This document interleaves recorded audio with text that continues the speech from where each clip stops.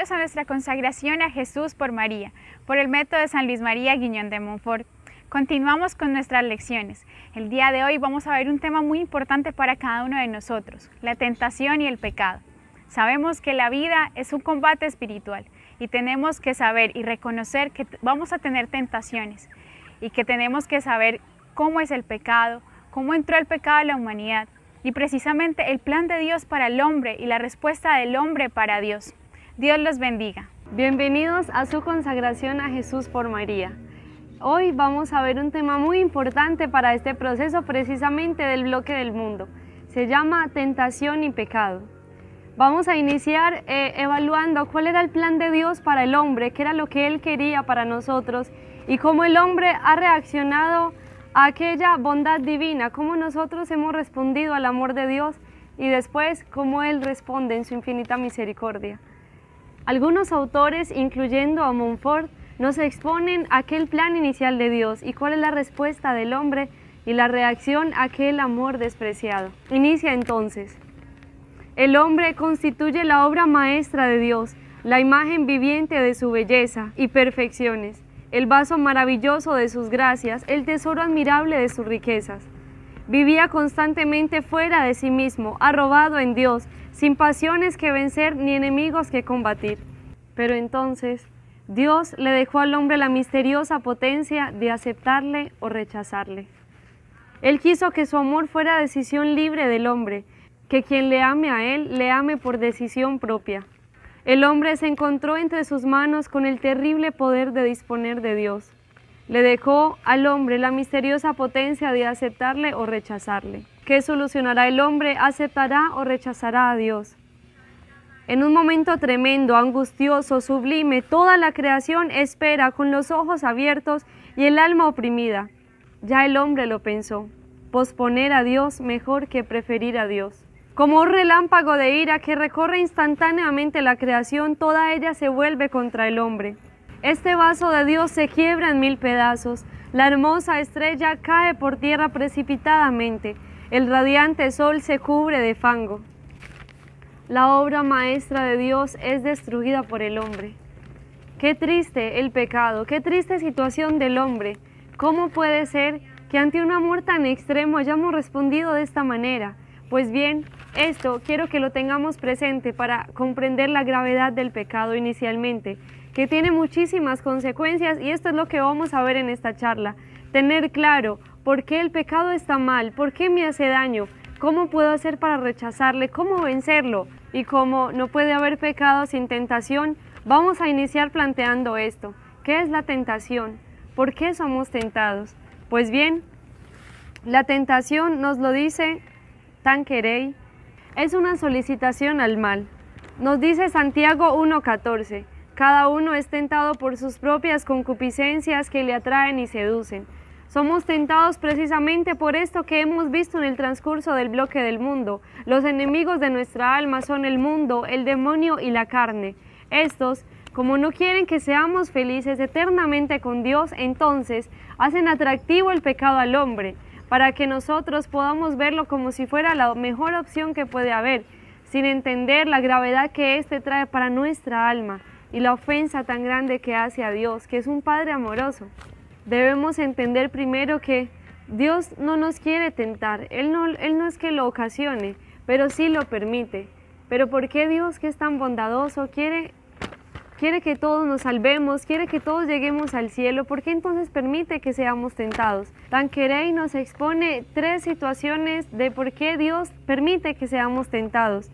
Primero, porque quiere hacernos merecer el cielo, concedérnoslo. Él pudo haber concedérnoslo como don, pero quiere que sea más una recompensa que nosotros obtengamos del esfuerzo de seguirle, que sea algo merecido por el amor que le tengamos, no que seamos como unas marionetas que simplemente hagamos lo que estemos obligados a hacer, sino con el libre albedrío que nos ha dado, con toda la libertad, decidirnos amarlo. Eso es un amor verdadero, no un amor forzado. También por ser un medio de purificación, es decir, al ser tentados, este nos lleva a tener un corazón contrito y humillado, a ser humildes, a no creernos y confiarnos en nuestras propias fuerzas, a no pretender señalar y juzgar al resto, como lo dice el Señor en el pasaje de María Magdalena, cuando ella pecó y los demás querían lanzarle piedras, dijo: quien esté libre de pecado que tire la primera piedra.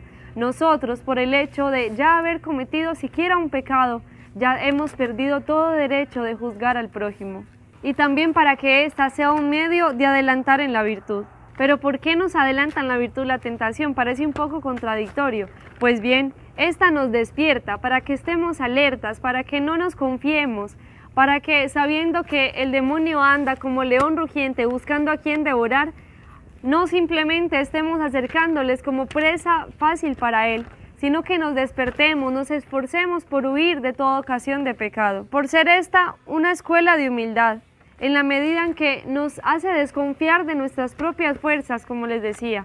Oficialmente ya no puedo confiar en mí sabiendo lo débil que soy. También esto nos ayuda a ver la necesidad de la gracia, enamorarnos de la vida de gracia y por esto esforzarnos también en la mortificación, que más adelante tendrán una lección sobre esta. Nos ayuda a vencer nuestras pasiones, trabajando fuertemente por vencer a nuestro propio cuerpo, que en ocasiones, como decía Santo Tomás, es un niño malcriado que tenemos dentro y tenemos que educar. Por eso la necesidad de la penitencia, de la mortificación, para forjar nuestra alma, para que ésta sea más fuerte que el cuerpo, para que la tentación no nos venza. Y por último, es una escuela de amor de Dios, porque nos lleva a confiar en Él, nos lleva a abandonarnos en aquel corazón bondadoso que nunca nos va a despreciar. Pues si bien al principio les comentaba, el hombre ha tomado la decisión de rechazar a Dios, pues Dios ha tomado la decisión de amar a aquel que le ha rechazado, sí, porque la respuesta a ese amor rechazado ha sido enviar a su Hijo único para dar la vida por nosotros, para salvarnos y redimirnos en una cruz, que tan solo con una gota nos hubiese salvado, pero Él quiso derramarla toda para mostrar un derroche extremo de su amor bondadoso. Decía Santa Teresita: si bien me viera como aquella pecadora llena de pecados, yo correría como aquel hijo pródigo a los brazos misericordiosos de mi Padre, sabiendo que Él no rechaza al pecador que se acoge a su amor, sabiendo que la confianza y nada más que la confianza nos conducirá al amor verdadero. De San Antonio Abad se narra: en una visión el Señor le permitió contemplar cómo para todo un barrio se necesitaba solo un demonio tentándolo, pero para un alma que busca la santidad, 7 demonios están rondando queriendo acechar y hacerlo caer. ¿Pero por qué? Porque cuando yo me decido seguir a Dios, en cierta manera es como si todo se volcara contra mí, porque el demonio, que es el eternamente triste condenado, como rechazó a Dios, no quiere aceptar que nosotros recibamos ese amor y felicidad que se nos promete en la vida eterna. Por eso hace hasta lo imposible para que inclusive nuestra propia naturaleza se va en contra nuestra. En ocasiones las mismas personas, el mundo mismo, todo se volca contra nosotros para querer acecharnos y hacernos caer. Pero para aquel barrio que veía San Antonio Abad, simplemente se necesitaba solo un demonio, porque entre ellos mismos se hacían pecar. Porque como el demonio hace deleitable la tentación y el pecado para el hombre, entonces muchos simplemente se deciden a abrazarlo, pensando que en esto está la felicidad, sabiendo que no hay peor engaño que este. Una felicidad momentánea me va a llevar a una tristeza eterna en el infierno si me condeno. Sabemos también que el discípulo no puede ser más que su maestro, por eso el mismo Jesús permitió ser tentado cuando fue al desierto, que nos lo narra Mateo 4:1. Cuando el Señor estaba en el desierto orando, el demonio se le presenta y le expone precisamente aquellas tentaciones que van directamente a nuestra concupiscencia.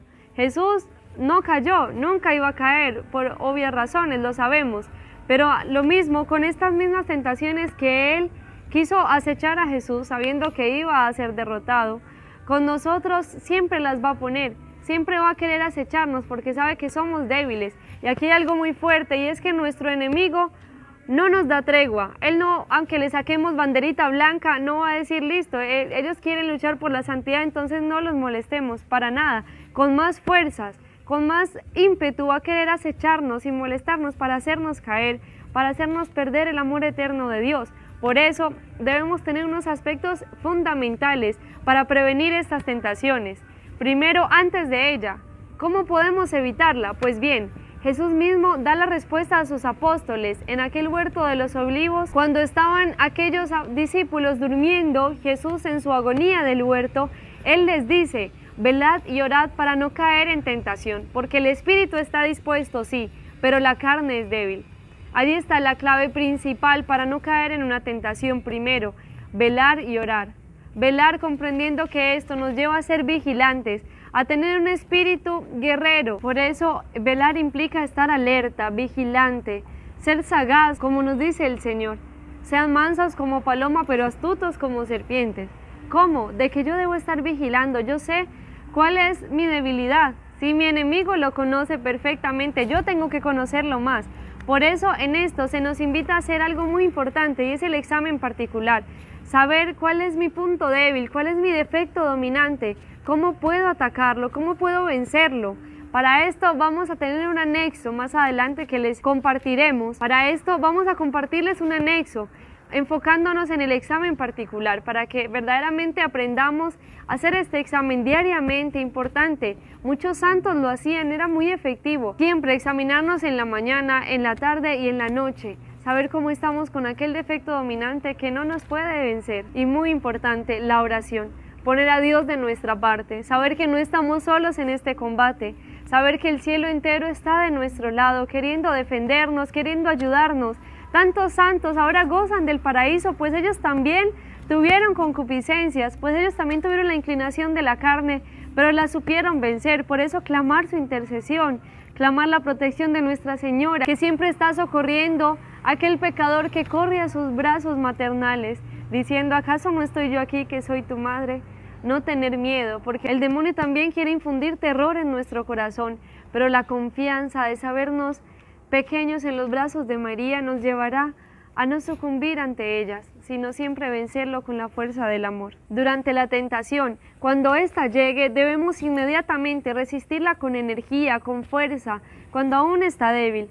Saber que puede ser directamente haciendo lo contrario a aquella tentación o indirectamente distrayéndose en alguna otra cosa para que ésta no ocupe toda nuestra atención, sino que se pueda ir así conforme llegó. Ignorarla, rechazarla inmediatamente. Y después de la tentación, pues bien, si salió victoriosa, si no caímos en ella, darle gracias a Dios humildemente, porque sabemos que no es por nuestras fuerzas, sino por la gracia de Dios que podemos vencerlas. Y para finalizar este primer punto de la tentación, quisiera que mediten y se aprendan este poema, que es muy importante para ayudarnos a tener claro el sentido de la tentación, para no caer en escrúpulos ni en el relajamiento. Sentir no es consentir, pensar mal no es querer, consentimiento ha de haber junto con el advertir.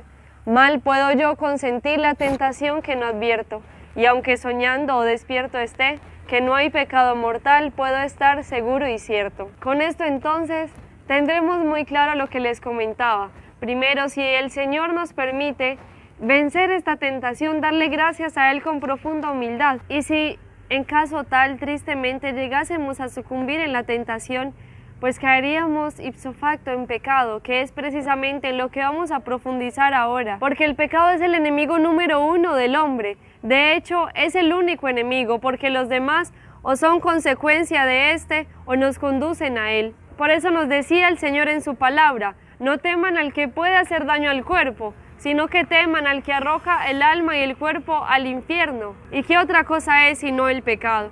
Por eso el Catecismo de la Iglesia Católica nos lo define en el numeral 1850, diciendo: el pecado es una ofensa a Dios. Contra ti solo pequé, cometí la maldad que aborreces. El pecado se levanta contra el amor de Dios que nos tiene y aparta de él nuestros corazones. Como el primer pecado es una desobediencia, una rebelión contra Dios por el deseo de hacerse como dioses, pretendiendo conocer y determinar el bien y el mal. El pecado es así, citando a San Agustín nos menciona: amor de sí hasta el desprecio de Dios. Eso es realmente el pecado, tener un amor propio tan desordenado que nos lleva a despreciar a Dios, a despreciar su amor. Porque eso es y no otra cosa. Cuando pecamos estamos diciéndole a Dios: no me interesa lo que quieras de mí, lo que hayas dicho, lo que hayas hecho por mí, sino que yo quiero hacer lo que quiera con mi vida, aunque no nos damos cuenta del daño tan grande que nos estamos haciendo y que le hacemos incluso al mundo entero.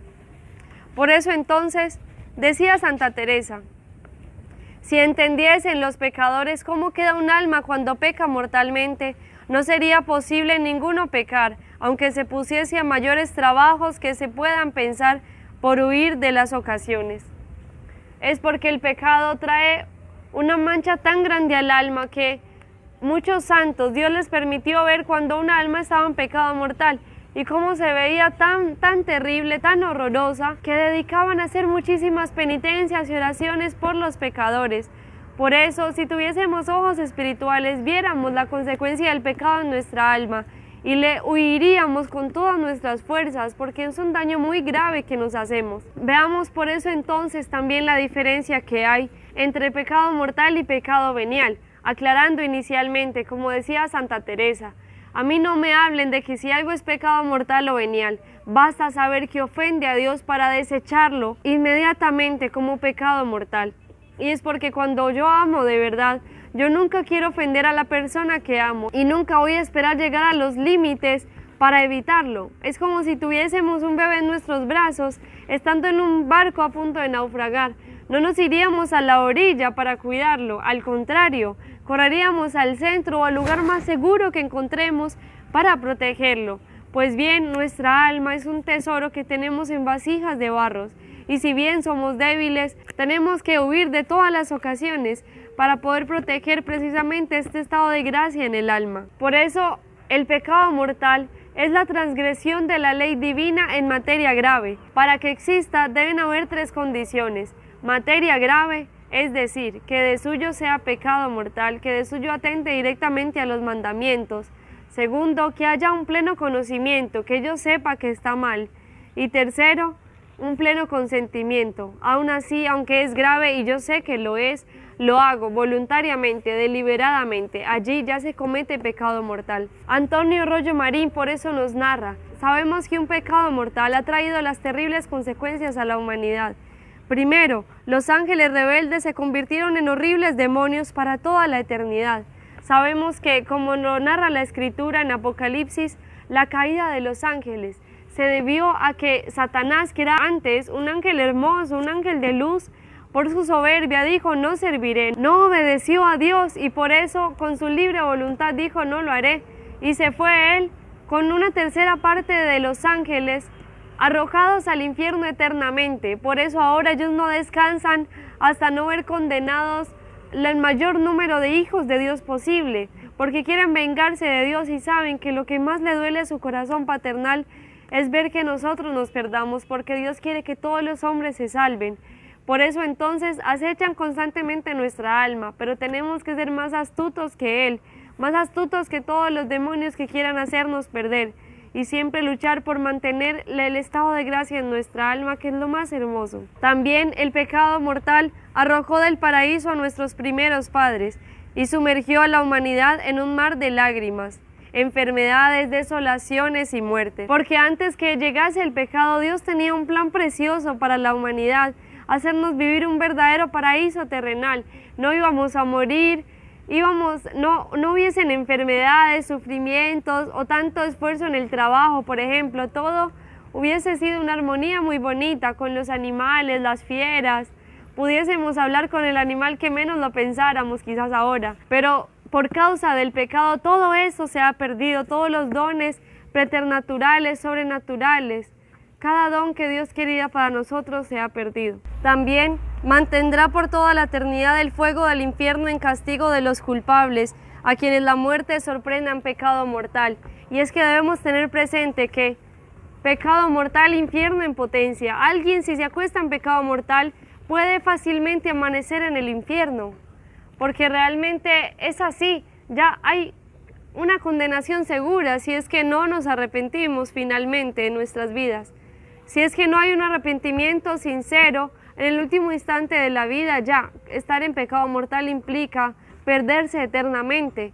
Por eso hay que cuidar tanto el alma. Y el último es que Jesucristo, el Hijo muy amado, en el que tenía el Padre puestas sus complacencias, cuando quiso salir fiador por el hombre culpable, hubo de sufrir los terribles tormentos de su pasión y sobre todo experimentar sobre sí mismo, en cuanto representante de la humanidad pecadora, la indignación de la divina justicia, hasta el punto de hacerles clamar en medio de un incomprensible dolor: Dios mío, ¿por qué me has abandonado?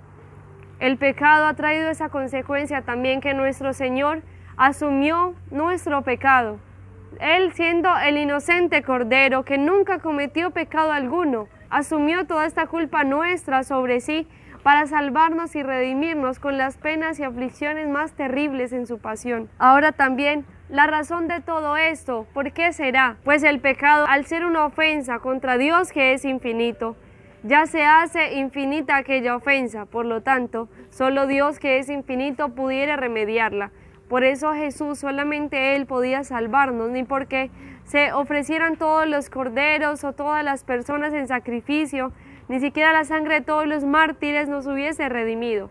Solamente aquella pasión de Cristo y su sangre redentora nos pudo salvar. Ahora veamos cuáles son los efectos que el pecado trae en el alma. Primero, la pérdida de la gracia santificante, virtudes infusas y dones del Espíritu Santo.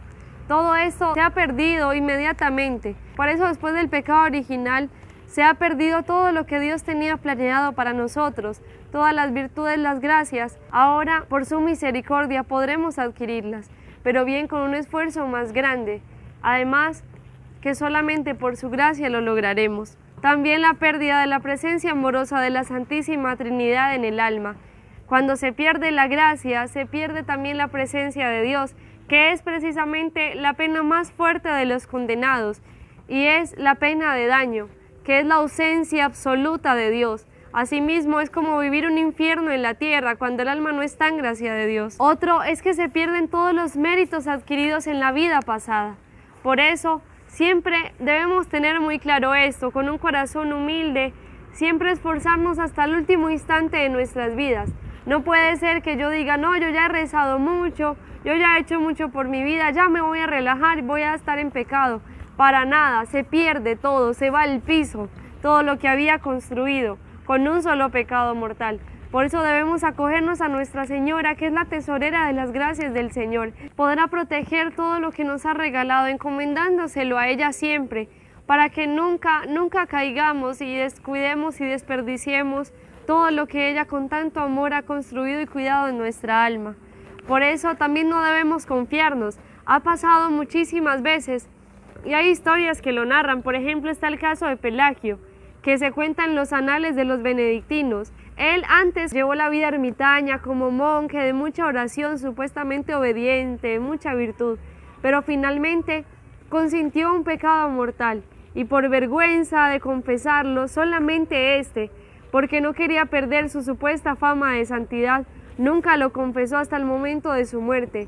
Y bien, finalmente Dios permitió confirmar que él se había condenado por no haberse arrepentido, por haberse confiado en sus fuerzas, por soberbia, porque finalmente después de muerto, él mismo lo exclama de sus propios labios que estaba condenado. Por eso entonces nunca podemos confiarnos en nuestras fuerzas, siempre confiar en la misericordia de Dios, acogernos a Él totalmente, pero nunca desechar su amor verdadero solo por un pecado mortal. También la feísima mancha que ocasiona en el alma, una mácula. Por eso sabemos que la Virgen María es la Inmaculada, porque ella no tiene mancha alguna en su alma. Nosotros, si bien podemos caer por debilidad, nunca por maldad, esperemos, debemos siempre acogernos a Nuestra Señora y buscar siempre el vestido de la gracia de Dios con la confesión, con los sacramentos, para purificar nuestra alma. Y qué lindo que al presentarnos a Dios podamos estar en el cielo libres de toda mancha de pecado, porque al cielo no entrará nada manchado, pero que en el momento del juicio nuestro vestido esté limpio, digno para el banquete con el Cordero. Y por último, el reato de la pena eterna, infierno en potencia. Ahora veamos el pecado venial, que como les comentaba, decía Santa Teresa, ni siquiera un pecado venial podríamos admitirlo en nuestra vida. No puede ser que muchas personas digan, no, es que no es tan grave, o yo solamente digo unas mentiras piadosas, pero eso no está mal. Está totalmente mal, porque cualquier pecado, por pequeño que parezca, supuestamente nunca será pequeño, porque como les decía, es contra el infinito. Las mentiras piadosas no existen porque los piadosos no mienten. No podemos engañar nuestro entendimiento y pretender engañar a los demás, decir que cometemos solo pequeñas faltas voluntariamente, Siempre debemos con todas nuestras fuerzas desterrar hasta lo más mínimo de nuestra vida, para vivir siempre un estado de gracia permanente, para luchar por la santidad. No podemos ser tibios, porque los tibios, lo dice el Señor, los vomitará de su boca. Tenemos que arder en fuego de amor verdadero a Dios. Luchar por la santidad no admite medias tintas, no admite mediocridades. Debemos desgastarnos totalmente hasta el esfuerzo más grande que podamos hacer, dar nuestra vida por el reino de Dios y de la Inmaculada. Y si bien el pecado mortal disminuye el fervor de la caridad, la debilita. Por eso nunca podemos confiarnos en esto, porque un pecado mortal no se cae de la nada. Nemo repente fit pésimos, nadie se hace malo de repente, nadie comete un pecado mortal de la nada, sino que se debe a muchas continuas no vencimientos de pecados veniales, de que los haya consentido y entonces se cae en pecado mortal. Pero primero es porque no luché contra la primera tentación, o las imperfecciones inclusive. También el pecado venial hace más difícil la lucha para las virtudes, porque disminuye las fuerzas, porque entonces el alma, si no está ejercitada, va a costarle muchísimo más el ejercicio y la práctica de la virtud, de la voluntad, porque se va debilitando. Por eso entendemos que, como San Pablo lo expresa, tenemos que luchar para ganar la corona del cielo. Y esta lucha es de cada instante, desde el primer momento que me levanto, esforzarme y pensar de que hoy voy a ser santo, voy a esforzarme por esto y voy a vencerme continuamente en todas las ocasiones para agradar a Dios en todo lo que haga. Ahora bien, para finalizar entonces quisiera que tengamos algo muy claro, y es que siempre, para evitar todas estas ocasiones, para que nuestra alma pueda permanecer siempre agradable a Dios, debemos esforzarnos por mantener en un continuo estado de gracia, que la gracia nos lo define el Catecismo de la Iglesia Católica numeral 1999. Es el don gratuito que Dios nos hace de su vida infundida por el Espíritu Santo en nuestra alma, para sanarla del pecado y santificarla. Es la gracia santificante o divinizadora, recibida en el bautismo. Es en nosotros la fuente de la obra de santificación. ¡Qué hermosa es la gracia! Es realmente la inhabitación de la Santísima Trinidad en el alma. Es vivir un cielo en la tierra. Cuando yo vivo con Dios en mi alma, tengo la plena conciencia y libertad de saber que estoy haciendo lo que debo hacer, para lo que fui creado, para amar, servir y glorificar a Dios con todo lo que haga en mi vida. Cuando un alma está en gracia, tiene tanta libertad, tanta paz, porque sabe que aún así, hasta si se muere, tiene la plena confianza de que ya va a estar en el encuentro pleno y eterno con el que le ama verdaderamente. Por eso procuremos siempre vivir una vida de gracia, una vida hermosa, que nos va a llevar inclusive a tener una armonía en todo lo que hagamos, aunque bien con luchas, con dificultades, quizás como todo, por la misma consecuencia del pecado, pero nos llevará a tener tanta paz en el alma de saber que estamos haciendo lo que debemos hacer, siempre y cuando lo hagamos unidos a Dios, viviendo en constante presencia de Dios. Es muy bonito porque vivir en presencia de Dios es como una esponjita que está en medio del mar, totalmente llena de agua y rodeada de agua. Asimismo, cuando el alma está en presencia de Dios, vive llena de Dios y todo a su alrededor le habla de Dios, le lleva a Dios. Asimismo, como consagrados, vivamos esto mismo con Nuestra Señora. Una unión profunda con la Virgen nos llevará a primero saber que ella es el refugio de los pecadores, y aunque seamos débiles e imperfectos, siempre corramos a los brazos maternales de su amor. Ahora, los medios para combatir el pecado son: primero, huir de las ocasiones de pecar; segundo, frecuentar los sacramentos; vivir siempre en constante estado de gracia, como les decía; luchar por esforzarnos, tener una confesión frecuente, lo más frecuente que se pueda. Habían santos que se confesaban hasta cada 2 días, cada 8 días, siempre lo más pronto que se pueda. Es lo mejor, que el alma pueda tener esa gracia constante y permanente. El examen diario del que les comentaba, también una tierna devoción a María, sabiendo que Nuestra Señora nos acogerá con su amor maternal, y por muy débiles que nos veamos, ella nos dará fuerzas para no sucumbir en la tentación, para luchar por una perfección verdadera. Combatir la ociosidad, es decir, nunca andar sin qué hacer, siempre tener la mente, el corazón y nuestra vida entera ocupada en algo que glorifique a Dios, obviamente, pero no estar por ahí haciendo nada, porque mente desocupada, oficina del demonio. Si no tenemos oficio, el demonio nos va a poner oficio. Por eso siempre nunca perder el tiempo, porque el tiempo perdido lo lloran los santos. Y por último, pedirle la gracia a Dios de no ofenderle. Siempre la oración será un medio muy eficaz para combatir todo, porque sabemos que no somos nosotros, sino la gracia de Dios, por lo tanto hay que pedirla siempre.